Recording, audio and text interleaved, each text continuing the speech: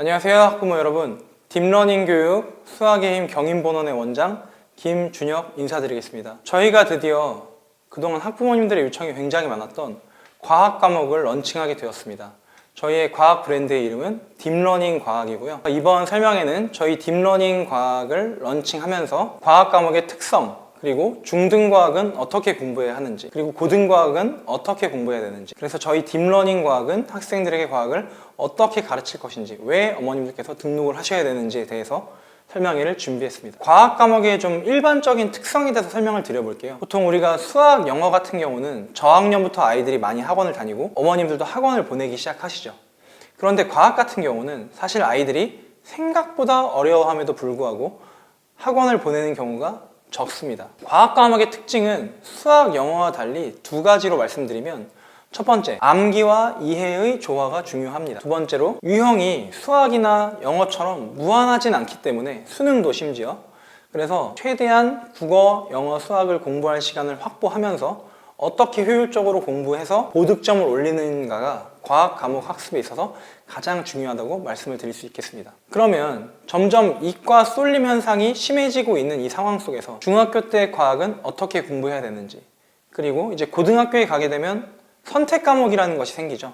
그래서 고1까지는 통합과학으로 똑같은 내용을 배우다가 고2 때부터 물리 1, 물리 2, 화학 1, 화학 2, 생명 1, 생명 2, 지구과학 1, 2 해서 8가지의 과학 중에서 나는 도대체 무엇을 선택하는 것이 좋을지, 이런 것들에 대해서 이제 설명을 드려볼 텐데요. 자, 먼저 중등과학. 자, 중등과학은 특히 중1이 자유학기제이기 때문에 중1 때는 가능하면 중2까지 과학 개념 선행을 빼주시는 것이 무조건 좋습니다. 왜냐면 학생들이 중2 때부터는 이제 내신 시험이 시작되기 때문에 중1, 학교에 중간 기말고사가 없을 때 그 자유학기제 기간에 과학을 중2까지 최소한 마무리를 지어 놓는다면 중2학년 때는, 중2, 중3 때는 훨씬 더 효과적으로 다른 과목들도 공부하면서 과학도 고득점을 받을 수 있는 것이죠. 그리고 이제 중3이 되면 늦어도 중3 겨울방학 때는 통합과학, 고등학교 1학년 통합과학을 시작해 주시는 것이 좋습니다. 고등학교에 들어가서 통합과학을 시작하게 되면 사실 중3이 공부를 아무리 잘하는 학생이라도 고등학교 1학년에 가면 특히 수학 이런 것들에 치여서 과학 공부를 할 시간이 매우 적어지거든요. 그래서 중학교 겨울방학 때 고등학교 올라가기 전에 통합과학을 학습을 하는 것이 고등학교 1학년 때 다른 과목들의 내신을 받기에도 훨씬 더 수월한 전략입니다. 그러면 과학 공부는 중학교 때 어떻게 해야 되는가? 자, 일단 중학교 과학이나 고등학교 과학이나 큰 차이는 없지만 약간 미묘한 차이는 이거예요. 중학교 과학에서는 저희가 이해와 암기, 보통 이 두 가지로 이제 학습을 얘기를 하는데, 중학교 과학에서는 이해도 중요하지만 물론 암기 부분이 조금 더 중요하다고 말씀드릴 수 있겠습니다. 왜냐하면 중학교 때 배우는 과학은 수학과 달리, 수학은 저희가 초등학교 때부터 곱하기, 더하기, 나누기 해서 차근차근 올라가지만 중학교 1학년 때 배우는 과학은 사실 그때까지 배운 어떤 학생의 지식과 교육과정으로는 원리를 100% 이해하기는 어려운 내용들이 특히 화학이라든지 생명이라든지 많이 나오거든요.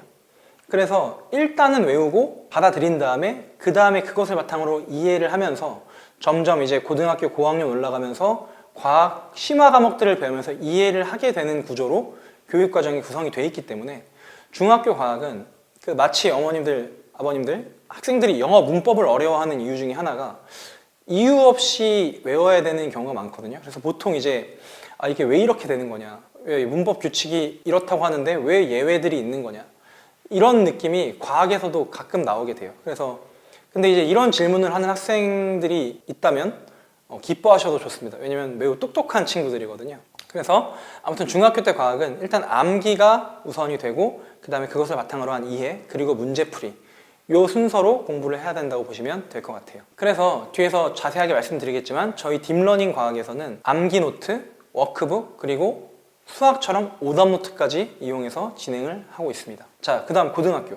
자, 고등학교 때부터는 그냥 과학을 주어진 과목을 공부한다 라는 차원을 넘어서 학생이 이과 계열을 지망하는지, 문과 계열을 지망하는지, 또는 의대를 지망하는지, 공대를 지망하는지에 따라서 어떤 과학 과목을 선택해야 하는 그 입시의 문제까지도 같이 결부되어 있기 때문에 중학교 때보다는 조금 더 생각이 많아지고 조금 더 판단을 잘 해야 하는 그런 부분이 있는데요. 자, 고등학교 과목 선택에 대해서 일단 먼저 말씀을 드리면 두 가지 관점에서 이해를 하셔야 됩니다. 자, 첫 번째는 학생의 소질적 측면인데요. 이 학생이 어떤 과학 과목을 조금 더 재미있어 하는가, 어떤 과학 과목을 조금 더 잘하는가, 이런 소질적 측면과, 두 번째로 이 학생이 이과 지망인지 문과 지망인지, 그리고 이과 계열을 선택을 한다면 공대를 갈 것인지 의대를 갈 것인지에 따라서 입시를 이해하고 대학교의 전형을 파악한 다음에 그 전형에 맞게 어떤 선택 과목을 정해야 되는지, 이런 입시적 측면, 이렇게 두 가지. 자, 다시 정리해드리면 학생의 적성에 따른 소질적 측면, 그리고 학생이 지망하는 대학과 과에 따른 입시적 측면, 이렇게 두 가지 관점으로 과학 선택 과목을 정해야 합니다. 그럼 소질적 측면에서 먼저 말씀을 드리면, 중학교 때 논리적 사고를 잘했던, 보통 수학을 잘하는 친구들이 그런데요, 그런 친구들 같은 경우는 어떤 원리에 강하거든요. 그래서 원리를 이해하면 그게 되게 쉽게 이해가 되고, 반면에 이 친구들 같은 경우는 이유 없이는 공부를 하기가 힘든 친구들이 많아요. 그래서 이런 친구들 같은 경우는 물리가 가장 적합하고, 특히 수학을 잘하는 친구들 같은 경우는 화학도 적합합니다. 물리나 화학 같은 경우는 원리 중심이기 때문에, 물론 암기가 필요 없다는 건 아니에요. 하지만 다른 과학 과목들에 비해서 이해와 원리가 훨씬 중심이 되기 때문에 그런 물리나 화학을 선택을 하시는 것이 좋고, 종합적인 사고, 창의적인 사고를 잘하고, 그리고 암기에 약간 강하다, 그런 친구들은 생명이나 지구과학을 선택하는 것이 소질에 훨씬 맞습니다. 입시적 측면에서는 이거는 이제 학교마다 좀 다양하기 때문에, 그런데 너무 어렵게 생각하실 필요는 없고, 뭐 고1 때부터 뭐 대학교 전형을 다 뒤져보실 필요는 없습니다. 그냥 상식적으로 생각하시면 되세요. 만약에 이 학생이 의대를 지망한다, 그러면 어떤 선택 과목을 골라야 될까요? 당연히 생명 과목이 당연히 들어가야 되고, 화학 과목도 당연히 들어가야 되겠죠. 공대, 그 중에서도 기계공학을 지망한다, 그럼 물리는 당연히 필수 과목이 됩니다. 물론 정시로 갈 경우에는 그런 고등학교에서 어떤 과목을 선택했는지에 따라 큰 관계는 없겠지만, 수시가 절반인 상황에서 그 대학교에서 이 친구가 우리 기계공학과를 오기 위해서 물리를 했는지 생명을 했는지를 비중 있게 보거든요. 의대 당연히 마찬가지겠죠. 화학 원도 안 한 친구를 의대에서 좋아할 리는 없습니다. 그래서 입시적 측면에서는 이 학생이 어떤 과를 지망하고 어떤 대학을 지망할지를 미리 파악을 하셔서 그거에 맞게 선택을 하시면 됩니다. 당연히 소질과 입시적 측면이 맞는 게 좋겠죠. 자, 그런데 여기서 주의할 점이 하나 있어요. 가끔 이제 학부모님들이나 학생들이 과학 과목을 선택할 때, 물리는 너무 학생들이 잘하는 친구들이 많아서 등급을 받기가 어려워요. 화학은 저는 의대를 가고 싶지만 화학은 뭐 저희 학교 아이들이 너무 적게 선택을 해서 아마 제가 조금만 점수를 삐끗해도 등급이 밀릴 거예요. 이런 분위기나 어떤 그 학교의 특성에 따라서 본인의 어떤 입시 전략이라든지 소질이 아니라 그런 외부적 환경에 의해서 선택 과목을 결정하는 경우가 많이 있는데요, 이거는 참 좋지 않은 것 같아요.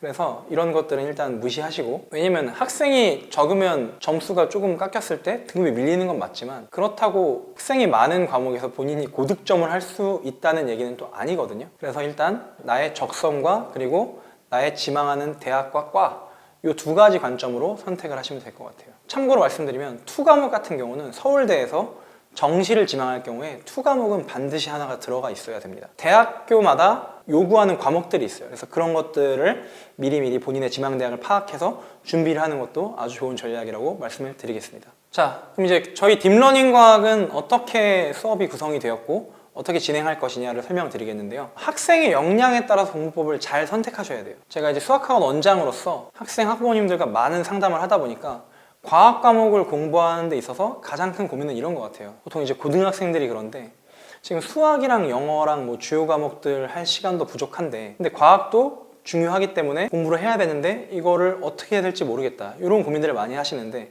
자, 앞에서 말씀드렸던 것처럼 과학 점수를 잘 받아야 돼요. 그런데 주요 과목, 수학이나 뭐 영어나 국어, 이런 것들을 공부할 시간의 확보가 필요하죠. 과학은 수학에 비해서 유형이 무한하지 않기 때문에 심지어 수능 문제도 기출문제 유형이 수학이나 국어에 비해서는 어느 정도 예측이 됩니다. 그래서 얼마나 짧은 시간에 효율적으로 효과적으로 공부해서 과학 성적을 올릴 수 있는가, 이게 바로 과학학원의 역할이라고 저는 생각을 해서 아이들이 수업 시간에 최대한 임팩트 있고 효과적으로 공부해서 성적을 올릴 수 있을까, 이것을 고민해서 커리큘럼을 구성하였습니다. 그래서 저희 현재 과학 강사진 분들은 일단 저희 과학고 나오시고 서울대 졸업하신 선생님도 계시고, 그리고 과기원 출신 선생님, 그리고 또 여러 경력자 선생님들이 이제 강의를 준비를 하고 계십니다. 그래서 보통 과학학원들 보면 그냥 강의를 하고 뭐 문제 풀고 해설하고 이렇게 이루어지는 경우가 많은데, 수학게임 하면 관리 아니겠습니까?